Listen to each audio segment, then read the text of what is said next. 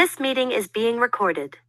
Hey, welcome back to Gels on Sports. We've been on hiatus and vacation and uh, spent some time in Oklahoma City for Thanksgiving. But man, we're glad to be back. Be back with you, the greatest fans in the world, listening to the greatest show in the world. How's it going tonight, Zach? Doing good. Not doing much. That's good, man. Not doing much sometimes is good. I'm ripping Chipotle tonight. There we go. Burrito bowl with carne asada, bunch of pico, good stuff. Hopefully I'll be able to make it through the show here. So anyway, we had a great regular season of college football and some pretty wild conference championship games. So why don't we just dive right into it, Zach? The college football playoff. Did anybody get screwed? Well, kind of outrageous. Undefeated team didn't make it. I don't like Florida State, but I think you got to put them in there. We know any team probably in the top 10 would be favored over Florida State. I think they came out with odds for the top 4 teams that made it and said every single one of them was favored. But it doesn't mean they didn't deserve it. They were undefeated. Beat Clemson on the road. Beat Duke when they were streaking. Good win with their backup in the conference title game. But, it's tough leaving them out. Those kids worked really hard. They did everything they had to do. But personally, I think Alabama should have been in anyways. I mean, you beat the team that's on a 29-game win streak, back-to-back champs. Got to put them in. And Texas has been really impressive since they played OU. And just embarrassed the Pokes. So I don't mind the top 4. But I think, right now they shouldn't have been left out. But right now it's the 5th team is getting screwed. Next year it's going to be whoever's ranked 13th. And then we're going to say it should be more playoff teams. And then it'll go to 32. And then the 33rd team will get screwed. So I don't know if we'll ever find that closure, I guess. Yeah, but, Yeah, I don't know. Go ahead. Yeah, the thing is, I'm not a Florida State fan. Actually, I can't stand Florida State, but, they don't like me either, so it evens out. They had a great season, but I tell you, when their quarterback got knocked out, who was that? Jordan Travis. Jordan Travis, yeah. You see, I already forgot about who he was. They looked like total crap against the Florida Gators in their season finale, and then that game against Louisville was unwatchable. Yeah, if I was quarterback back there with Louisville, well, we probably still wouldn't have won. That's not the right way of putting it, but it was just a horrid performance. And the thing is, you on the other side, you got these dynamic teams. Okay, the Washington Huskies undefeated. Zach and I, we both picked Oregon to win that game by double digits. We were watching that in Oklahoma, couldn't believe what was going on. Happened. Actually, we weren't in Oklahoma. We were back, but that's not important. Okay. Yeah, that's right. You got the Texas Longhorns. I don't like the Texas Longhorns. I walk around like this all the time with the horns down, but those guys were so impressive for the most part the last half of the year. They had some lapses in the second half of the games, but they finished the job and they beat the crap out of the Oklahoma State Cowboys in the playoff. And as much as I hate to say it, they had the best regular season victory in college football this year on the road in Tuscaloosa against Alabama.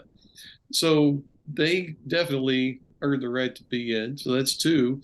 Michigan won the Big Ten. They beat Ohio State for the 3rd year in a row. Ha, ha, ha. Okay. Sign stealing or not, who gives a rat's ass? They won They beat the juggernaut offense of Iowa, Big Ten championship. That's three right there. Alabama beat Georgia in the SEC championship game, and the bottom line is this: the SEC champ was going to be in the playoff. It didn't matter how that ended up; they were going to be there. So somebody had to be the odd man out. And in this particular case, hey, if you're one of our Florida State fans out there, I feel for you, kind of, not really. Sorry, I know it sucks. But the thing is, I can imagine that maybe just a little tiny bit of you is thinking that, we can talk about how we got screwed out of not being in the playoff for the rest of our lives. But the bottom line is we probably would have got the crap kicked out of us by all the other three teams in the playoff. Either way, they were a waste of a spot. Didn't matter who they played, which stinks. But every single year in the playoff, there hasn't been a single year where every game was close. Mm-hmm. There's been at least one blowout, maybe two. Some years there was all three games. And Florida State, played Texas this Saturday. They lose by 27. And people were making the argument about their defense, and I drew connection to Iowa. And I was thinking, you have this stout defense that's strong, but they can't score. We saw what happened to Iowa when they played two good teams. They played Penn State, lost 31-0. Then they played Michigan, lost 26-0. So you can have a great defense, but your offense, whatever the quarterback's name was, he couldn't do what Ohio State did and just throw the ball up to his guys. Yeah. And I feel bad for the kids on the team, but they don't make the schedule. But you got to admit, the ACC is not tough. They did beat LSU to start the year, but LSU kind of, took a dump. But you can sit here and talk about it, but really the only thing to talk about is the games that are actually happening. You can skepticize all day, but the top four set, it's not changing.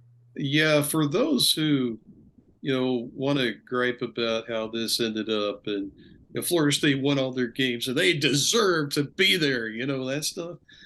The college football playoff is like what was it, $500 million a year deal with ESPN. And I'm sorry, for $500 million a year, they do not want to have Florida State with potentially a third string quarterback back there. And again, it sucks to be the kids on the team, sucks for the coach. Even the crazy governors threatened to sue the NCAA. Can't blame him for that, honestly. But it sucks, but it's too bad. And the playoff committee, in my unqualified opinion, got it right. Michigan won, Washington 2, Texas 3, and Alabama 4. I think these matchups are pretty fascinating. Going to be interesting to see, and I think we'll probably have another show between now and the end of the year, so we'll talk about that. Do want to go over some other stuff, like the season is still warm, okay, and you got like 1,500 kids across the college football landscape who've jumped into the transfer portal already, to include some big names out there. What do you think of this monster that was created? I like it for kids that are in a bad spot, not kids that don't play as a freshman and jump ship. You never hear about the athletes that enter the portal and never get picked up, and their coaches don't take them back, and they have nowhere to go. You never hear about that. You only hear about the guys that go from one big school to the other.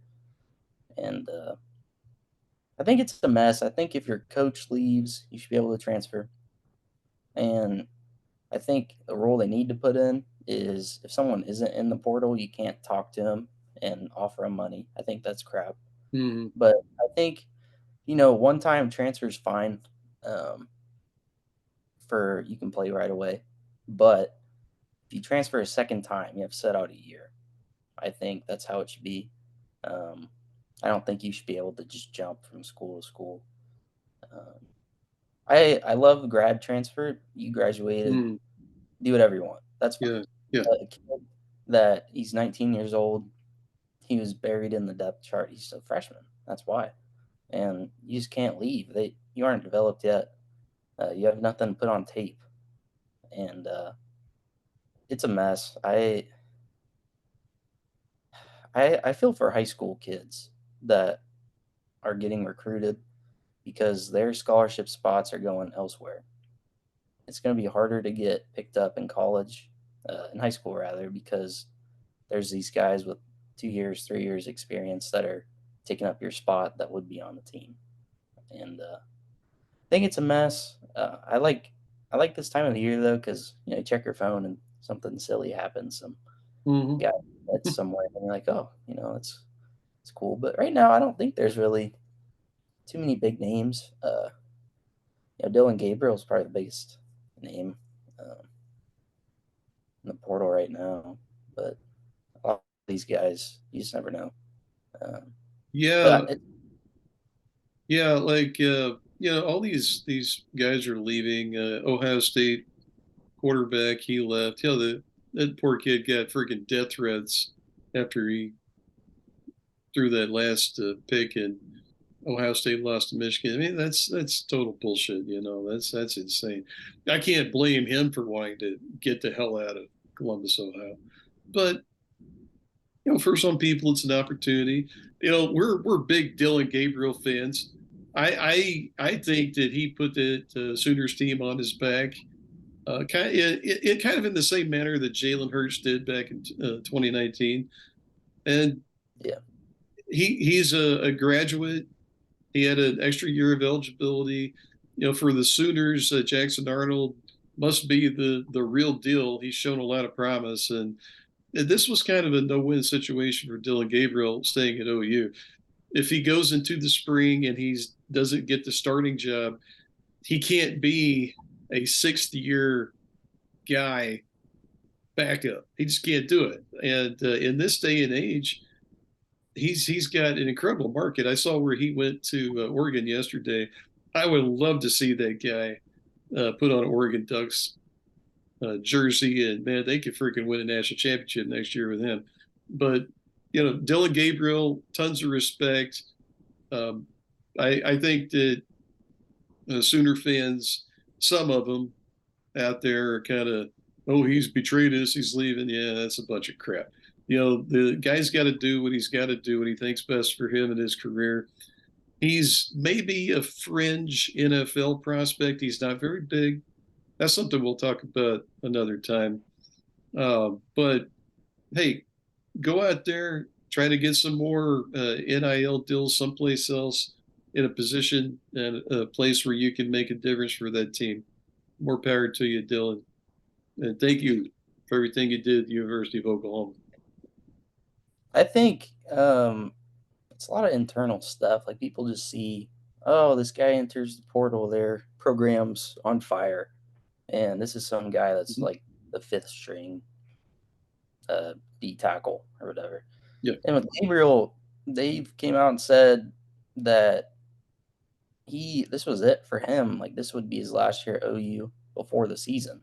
Mm. Uh, Either enter the draft or whatever. That was the plan. That was the plan all along.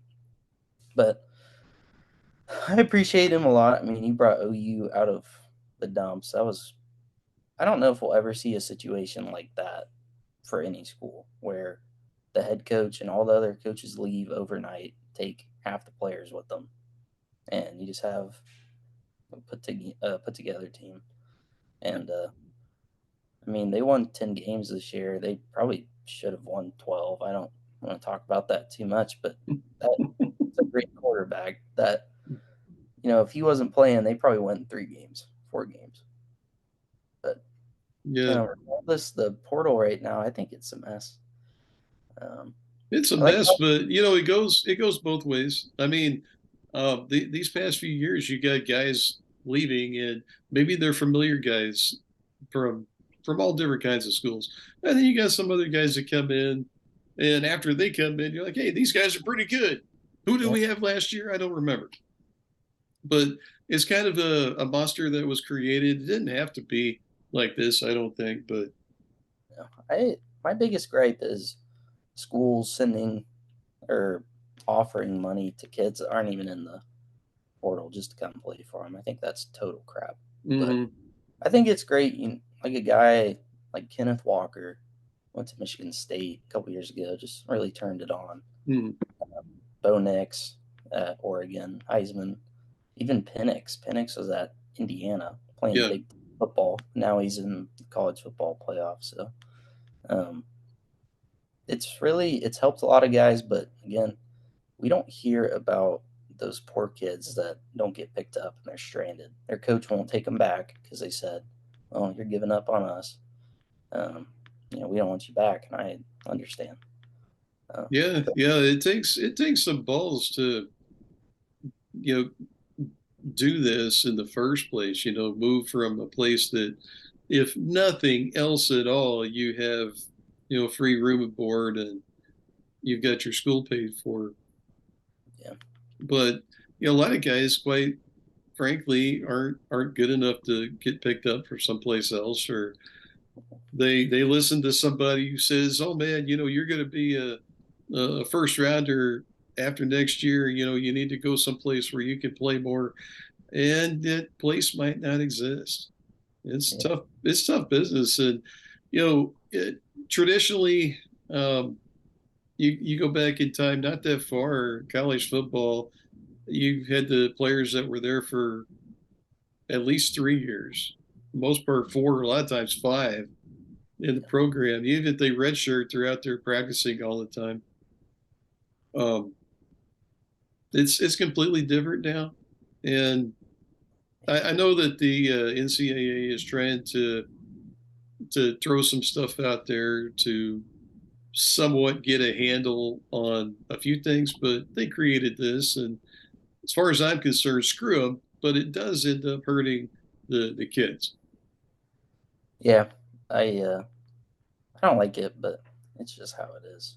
Um, but we're gonna see a lot of new faces in these bowl games because a lot of guys are in that portal now. They haven't committed. There's gonna be guys that enter after the bowl games too. But there's some solid matchups this year. They say bowl games don't matter. I think I disagree. It can really springboard you into the off season. Um, it's on a big stage uh, sometimes. Well, hey, let's talk about Florida State right here, okay?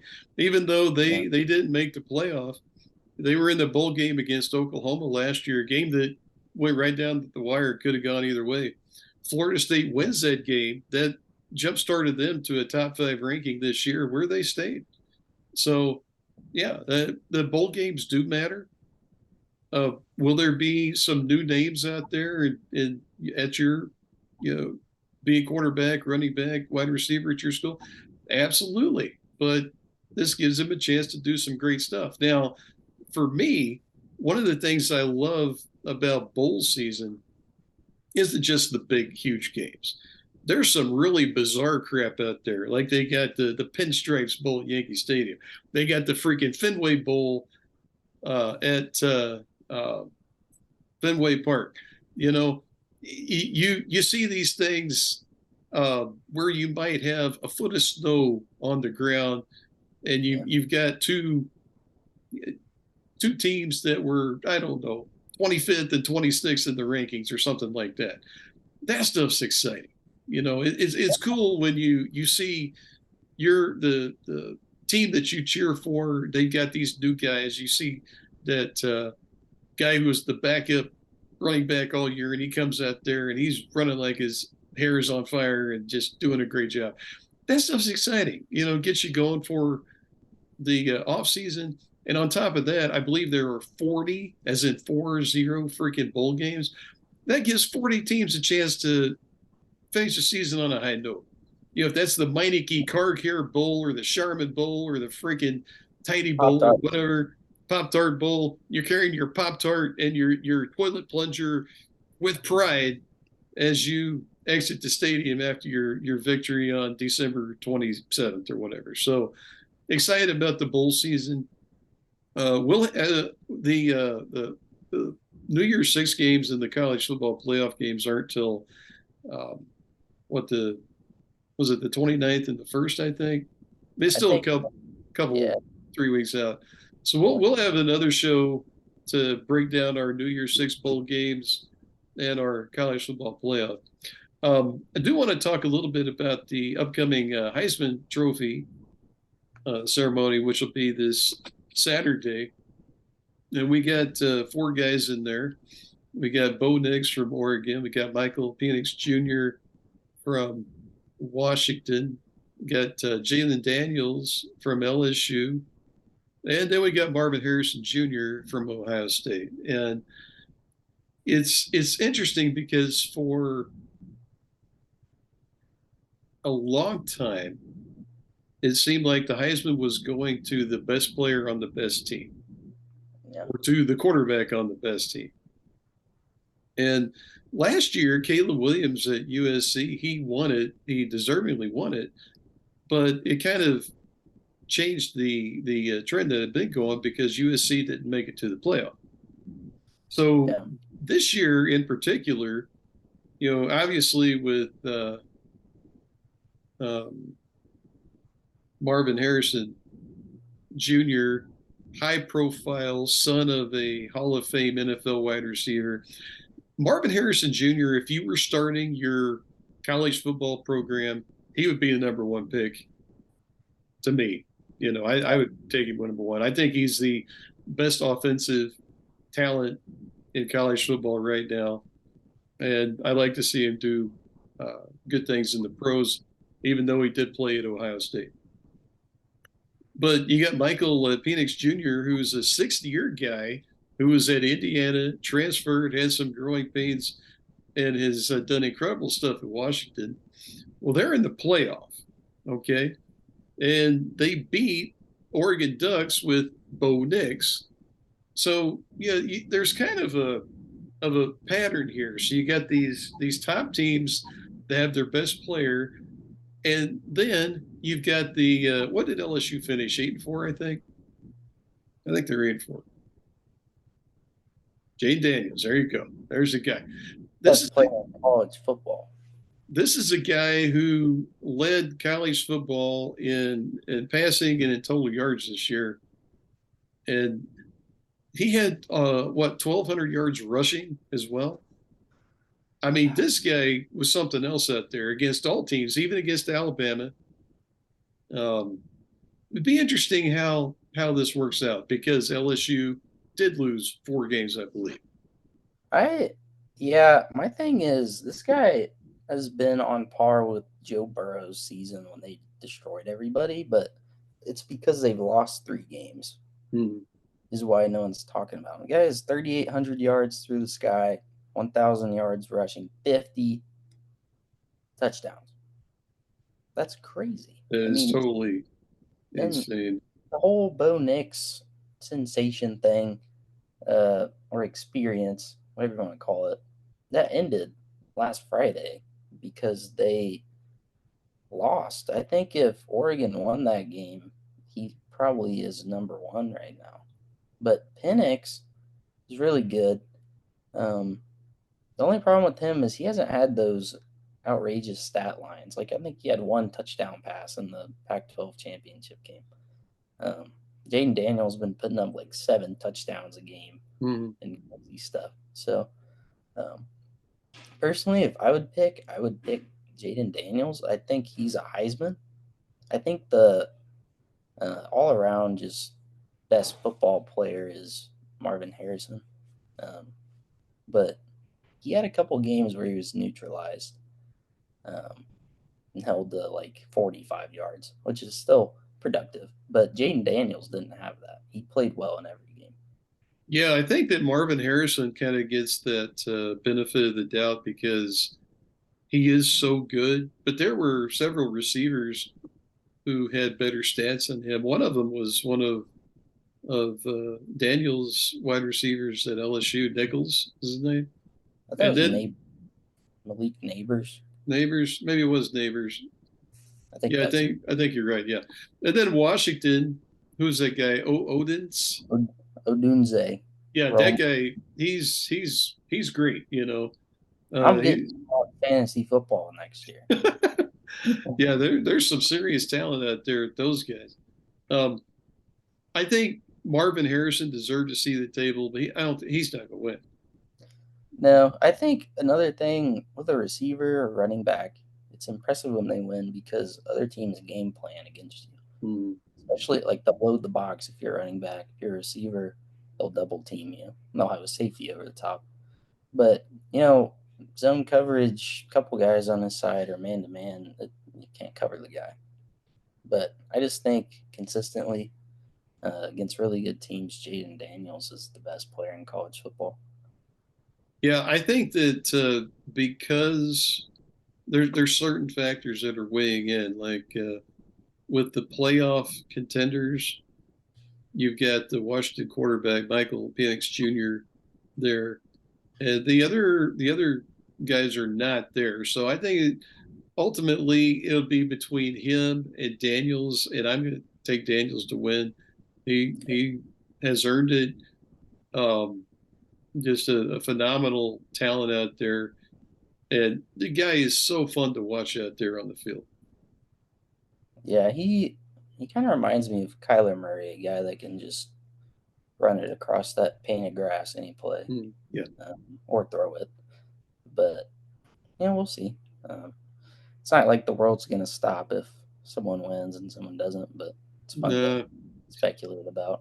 I would pick him though. It'll suck seeing him move on to wherever he goes because he's fun yeah, in college. But yeah, yeah. With his team when we started the season, I guess that both of us we did good because both of us picked Alabama to win the national championship. yeah, But I had LSU right up there at the top this year, and they lost. I looked it up; they lost the 3 games. So a little bit disappointing, but Daniels, he's number one in my mind, and deserving of the Heisman Trophy. We will find out on Saturday. So we got about 5 minutes left. Let's pivot a little bit, go to the NFL, and we're about 2/3 of the way through the season. There's a classic slobber knocker going on tonight with the uh, wow, this game would have been great 10 years ago with the Pittsburgh Steelers and the New England Patriots. The Patriots are on a just historic run here the last 3 weeks. Their defense has held their opponent to 10 points or less the last 3 weeks, and yet the Patriots lost all 3 of those games. So between that and Pittsburgh is on a backup quarterback tonight. This game tonight, folks, this might be the college football equivalent of Iowa versus Rutgers. Okay. I think the over-under was 30 points. Um, first team to 10 points wins tonight. I it's crazy watching the NFL because some of these quarterback matchups they have this week, and Tom Brady was saying he's right, mediocrity that they have in the NFL, and that starts with the guy slinging the football. Um, a guy like a average offensive tackle is going to get cut from the league. A receiver that drops 10 passes is going to get cut from the team. Running back that fumbles 5 times, he's going to get cut. A quarterback, you can just suck. Flat out, you can suck. You can be Tim Boyle, who played at Connecticut. He had 11 touchdowns and 26 picks in college, and Yeah, he claimed how in the bloody hell did that guy make an NFL team? I don't know, I but mean, yeah. that's allowed for some reason.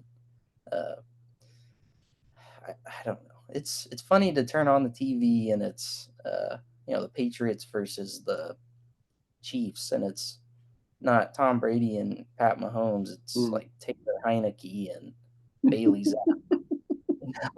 So it's kind of funny. At the same time, it's kind of sucks for the brand, and but luckily there's some solid games this weekend. the playoff push is starting for sure. But Yeah, I Bills, mean, Chiefs, the Bills. Bills and Chiefs and the Dallas Cowboys and the Philadelphia Eagles. Eagles have been through kind of a gauntlet here the past month, and then they ran into a buzzsaw with the 49ers. It's interesting being from Oklahoma City, growing up a Dallas Cowboys fan. I always have a special place in my heart for the Eagles because my grandfather, he was from the Philadelphia area, and we buried him in his favorite Philadelphia Eagle sweater. So I'm an Eagles fan. I like them, but it's interesting to watch because one of the things this year, Jalen Hurts is definitely not anywhere near 100%, and he doesn't have that mobility uh, that was kind of the X factor last year, where he would run more. He's running situationally, and of course he's doing the brotherly shove or the tush push, whatever the hell you want to call it, when the Eagles need a yard. But they're not as dynamic on offense, and they're not as dominant on defense. So even though the team is 10-2, kind of makes you wonder if they just don't have that extra gear this year. We'll see. But I tell you something, on the other side, Dallas looks freaking awesome lately.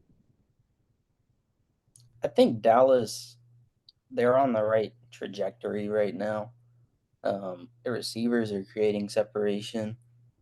The defensive line's playing better, and um, a tough game last week against Seattle, but they have some really good playmakers, and just And happens from time. they pulled the game out, you Well, know? that's the big thing at this Yeah. part of the year because they play the Bills, they play the Dolphins, um, the Lions. Like they're gonna have some tough games, but they've shown they can win a close game against a tough team. Mhm. So I think going forward, they're going to be good. It's just a matter of not beating themselves. That's the only way they'll lose to a lesser opponent because they, in their roster, they're better than most of the teams they play. It's just about limiting the penalties and turnovers, and Dallas can be golden. But I like their trajectory right now. I like the Packers right now too. Hey, one thing real quick, man. Um, Watch out. New England Patriots took the ball right down the field, and Bailey Zapp threw a touchdown pass to Zeke Elliott, 7-0. Oh, I didn't even know the game started. Yeah, I think it started at 8:15 Eastern time. You want to They talk about a mess of a division? That AFC North right now. Oh my God. Yeah. Pitt is 7-5, and they're losing to New England right now.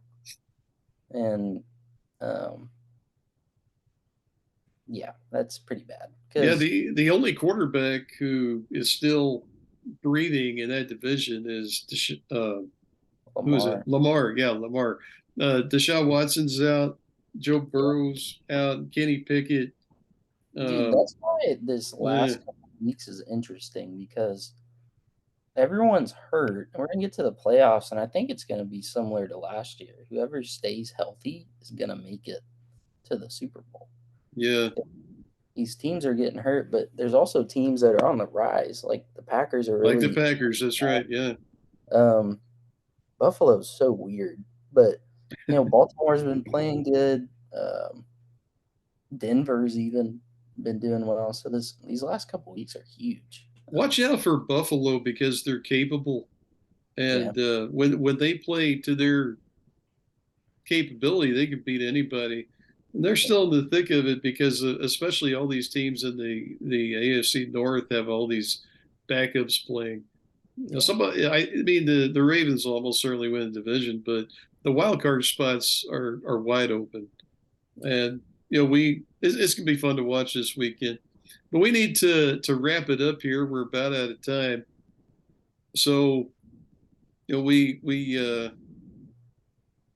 got bowl season coming up. We got the last month of the NFL, the playoff push. We got the college football playoff at the end of December. We'll be back in a week or two to talk more about that, and it's going to be fun. We also got a big UFC fight, not this coming weekend, but the following. we'll talk about. Actually, yeah, we need to be back next week. Okay. Yeah, we can recap this fine week of or fine upcoming weekend of NFL. What the heck was that? It had a reverb. That was weird. Oh, Yeah.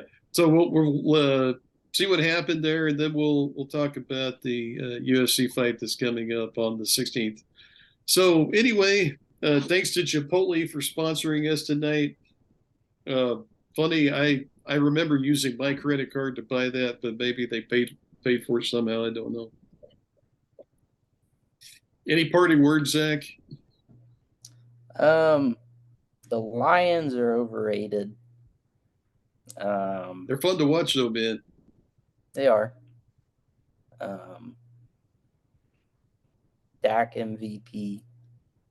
I like it. That's all I got. That sounds like a plan. Now, my final shot's going to be this.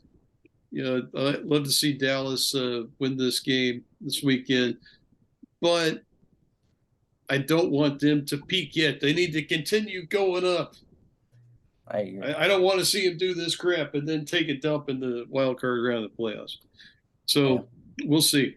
But hey, folks, thank you for joining us tonight. I know you can get back to your hot chocolate and your chicken wings and everything else. It's been nice being back after a few weeks off. So we will talk to you again next week. Good night. Horns down. Have a good one.